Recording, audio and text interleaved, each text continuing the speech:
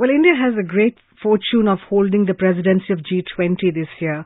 About 200 meetings have been planned all through the year in various parts of the country. And the theme is One Family, One Earth, One Future, much in tune with our Indian philosophy of Vasudhaiva Kutumbakam. Well, we have with us Ambassador Ms. Veena Sikri to talk more on this. Welcome, ma'am. Thank you. I'm glad to be here.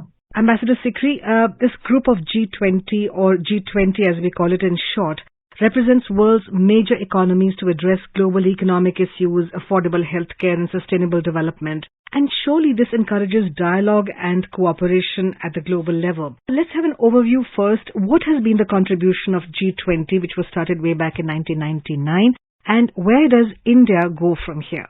You know, the G20 is indeed a very important mechanism which was really given a boost by the financial economic crisis of 2008, and which has the capacity, because it brings together the economically developed countries, it has the capacity to have a global impact, because in terms of percentages of world GDP, percentages of world population, it has a tremendously strong impact. And also I think it is a great reflection on the inadequacy of other mechanisms like the UN, like the UN Security Council, like institutions like Bretton Woods institutions, financial institutions, IMF, World Bank are doing. So there is a great deal of dissatisfaction at this point, and this has been considerably worsened by the COVID pandemic, where people are feeling extremely frustrated that even whatever little development work was happening earlier has been left behind, has further been held up, has further broken apart, as it were. So I think India's presidency of the G20, taking it up at this important moment, India took a very bold and correct decision to take the G20 meetings very seriously and take the problem, catch the problem by its horns, as it were, and present solutions which the world hopefully can accept and which will genuinely contribute to acceleration of world prosperity and taking it forward on that account. And I think in this context, the development ministers meeting that is currently taking place in Varanasi is perhaps the most important of all the others, because it brings together the results of all the others, you know, whether it is the tourism or the women's meeting or the Think 20, it brings together all of those outcomes, all of those ideas into a collective whole. And I think the impact of this meeting's outcome on the G20 summit in New Delhi in September, that will indeed be very strong and positive. So I think the tone has been set this morning by the video message which our Prime Minister Shri Narendra Modi ji gave at the G20 Development Ministers meeting, and also the specific plans of action set forward in the keynote address and message by our External Affairs Minister Dr. Jaishankar. And our Prime Minister gave the very, very special focus. He spoke about Vasudhaiva Kutumbakam, as you've said. It's a very important aspect because we take that very seriously. The world is one, and if you try to have divided progress, nobody can achieve that progress because it will fall apart. Today, it's an integrated whole, and leaving people behind is just not a possibility if you want to move ahead for yourself and for the world as a whole. So the question is, how do we move forward in the world as a whole? For that, India has taken the Sustainable Development Goals, which were adopted in 2015 by the UN, as a benchmark, because these Sustainable Development Goals were actually a very good set of objectives which were adopted in 2015 with the target of implementation by 2030. They were very comprehensive. They covered all aspects of development and they were integrated. Like, for example, gender issues appear not only in SDG 5, which is for gender, but also in many other SDGs, in the SDG of education, in the SDG of poverty alleviation, in the SDG of health and nutrition. So the integrated aspect was a very important one, and that is why I am particularly happy that this achievement of the Sustainable Development Goals in the next 7 years has been chosen for special focus. And India has presented a very ambitious, a very well-created, well-crafted action plan for achieving these Sustainable Development Goals in the next 7 years, so that we keep up the target of 2030. The most important part in the presentation being made is there must be comprehensive and inclusive and universal. and nobody must be left out. Now, this is very important, and this shows India's leadership of the global south, that we realize that it is developing countries who are being left out. They have been left behind, and they are suffering greatly, not only by lack of development, but compounded by the pandemic, breaking of the supply chain, disruption of supply chains, and making it very difficult for individual countries even to meet their basic needs.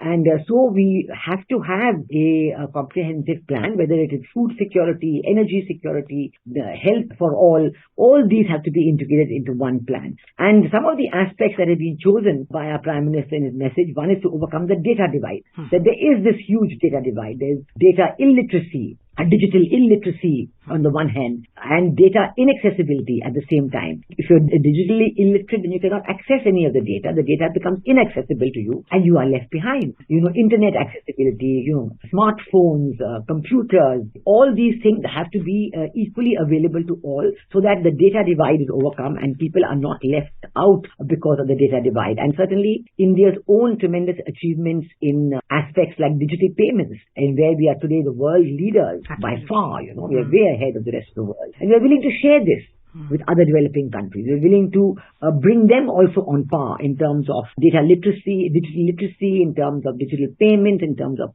assuring that the youngsters get computer education and so on. So this is a very important aspect that our Prime Minister mentioned. The second aspect was on women-led development. I think this is a very valuable recognition that our Prime Minister has given. It has been one of the big focus areas of the G20, and I really appreciate it, because since 2009, my own group, South Asia Women's Network, we've been fighting for this, calling it women-led development, giving women the leadership, the agency, making them key stakeholders. And this is what has been recognized in today's meeting, that gender equality and women's empowerment are crucial to achieve the SDGs. And unless we have women-led development, we will not be able to achieve the SDGs by 2030. So this is very important. And the third aspect, which was there also there in the afternoon session today, on which our External Affairs Minister also spoke, is green development, life approach, LIFE, lifestyle for environment, which again is an Indian concept, which is put forward by a Prime Minister. And I think this is very valuable, because we recognize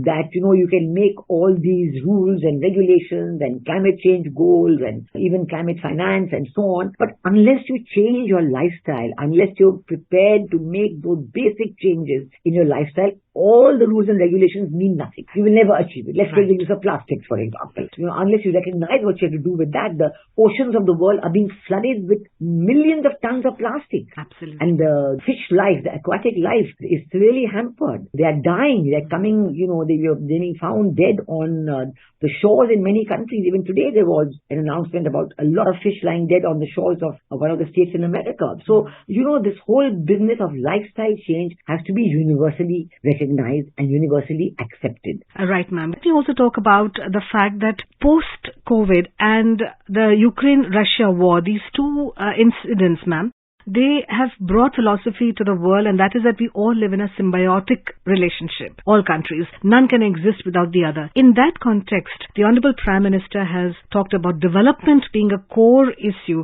for the Global South. Do you see that happening? Because for a long time, Global South was neglected. Now, our Prime Minister is becoming the voice of the Global South, and whether it is environment or tourism, we are now showcasing ourselves, marketing ourselves well. Yes, certainly. I think that was a very beginning point of our Prime Minister's video message this morning, and where he said that development is a core issue for the Global South. And we are the countries who have been impacted by these two issues, that were very, very disastrous issues, the pandemic and the Ukraine-Russia crisis. And these have led to the food crisis, has led to a fuel crisis, and has led to a fertilizer crisis. And so now these crises themselves are leading to instabilities and geopolitical tensions, because we know that food security affects every country in the world, and because of the supplies coming from Ukraine and Russia being disrupted, it has made such a great crisis that India has stepped forward, and from our own reserves of wheat and rice, we have sent grain supplies to any of our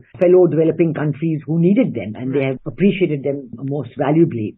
So I think the harmonized, symbiotic, integrated nature of world development is becoming evident more and more, and for this you need leadership to highlight this message and get the developed countries of the world to accept it. And this is the leadership that India is so valuably providing during the G20, because it has not only arranged these large number of meetings on different issues, but it is walking the talk by putting forward very specific programs. It is not just having meetings for discussion and then people go away and forget about it, but each meeting, and this particular meeting, Development Minister meeting, is particularly significant because it has brought together so many of the other discussions, and it has brought it together in the context of the importance of development and in the context of the importance of achieving the SDGs by 2030, and in the context of the need for the green development through the changing of lifestyle approach. And I think that all the feedback that we have is that the developing countries really value this leadership.